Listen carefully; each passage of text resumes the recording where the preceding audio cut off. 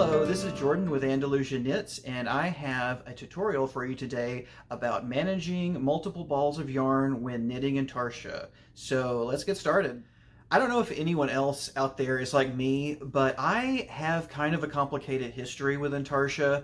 I discovered it pretty early in my knitting life, and I tried a project with it. It sounded really cool on paper, and then like actually executing, actually putting it into practice, I realized really quickly that it is super annoying. It is a huge hassle to manage even just 2 or 3 balls of yarn. It seems like after a few rows, they would just get impossibly tangled up, and I would have to stop the whole process and untangle the stuff, and I just hated it.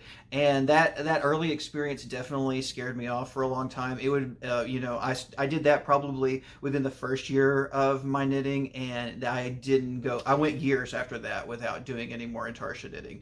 However, like I couldn't stay away from Intarsia forever because there are some truly like bonkers, beautiful patterns out there that use Intarsia.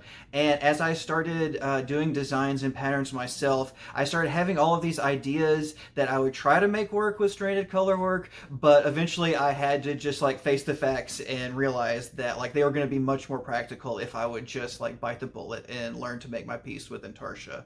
And so I did, and I am very glad that I struggled through it and I trial and errored my way to a technique that I really like because it doesn't involve any sort of like special knitting techniques. The Intarsia knitting itself is perfectly traditional. You're picking up the old or the new strands of yarn underneath the old strands. It's totally normal knitting. All the entire technique has to do with how you turn the work. So let's go to the tutorial and take a look at just exactly how this management technique works.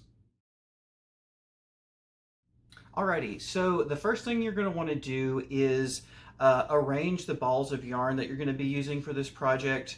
And you're going to want to start by placing the first ball of yarn that you use on a right side row on the furthest right, and move to the left until you reach the furthest left where you should have the final ball of yarn that you're going to use on right side rows.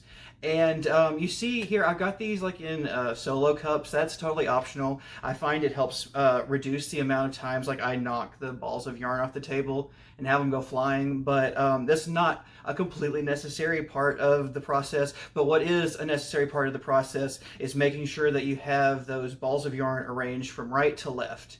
And if you don't want to knit with the yarn in front of you, that's totally fine. You can always like move it to the left or the right.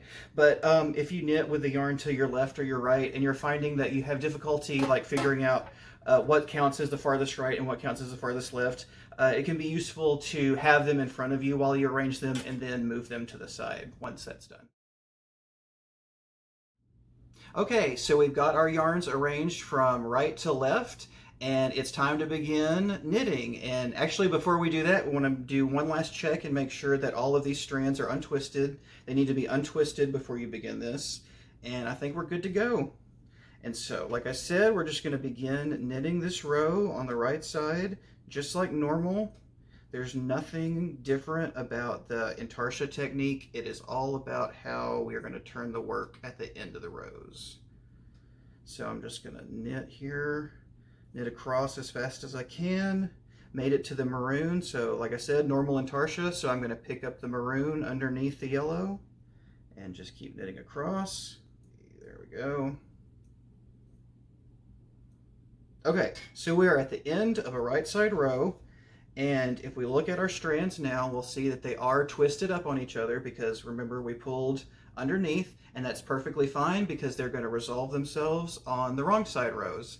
And so to turn the work, you're going to hold it in front of you with the right side facing you, and you're going to turn it clockwise to the wrong side. So like I said, hold the work with the right side facing you and turn it clockwise to the wrong side. And from here, once again, it's just a matter of doing some very normal stockinette knitting. I'm going to purl across all of this, just like normal. Okay, I've made it to the end of the row, and now, unlike the first turn we made, we're going to turn the work from the wrong side of the work to the right side by turning it counterclockwise. So we're going in the opposite direction that we went before. And when we turn it counterclockwise, you will see that all of the strands have untwisted themselves. And if you can just remember to make those turns clockwise at the end of right side rows and counterclockwise at the end of wrong side rows, you will never have more than one twist in your yarns, and they will resolve themselves after the wrong side rows. So there you have it. It's literally as simple as making sure you're turning the work correctly at the end of rows. You don't have to worry about anything else at any other point, and your yarn will stay nice and untangled, whether you're doing a project that calls for 2 balls of yarn or a project that calls for 50 balls of yarn. And while I developed this for Intarsia, this will also work if you are doing stranded color work flat. I don't know, that's another place that I always found it really annoying that the yarns tend to twist up on each other. But you can use the same, turn the work clockwise at the end of right side rows and counterclockwise at the end of wrong side rows. And it'll keep things untwisted with flat stranded color work as well. And as much as I love the technique, there are a couple drawbacks to it, just like any other management technique out there. And the main one that you probably already noticed from the way I set up the yarns is that it is not a particularly portable way of doing Intarsia knitting. You really need to have a place where you can lay out all of your balls of yarn in front of you in a particular order.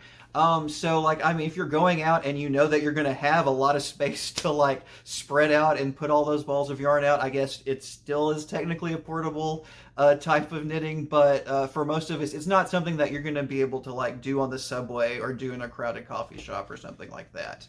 So that wraps up the tutorial, but before we go, I have one last comment and a potential request of you. In the video, I described myself as having developed this technique, and while that is true, as I was working through it, I was having a really hard time believing that I was the first person to think of this because it's just so easy and so simple.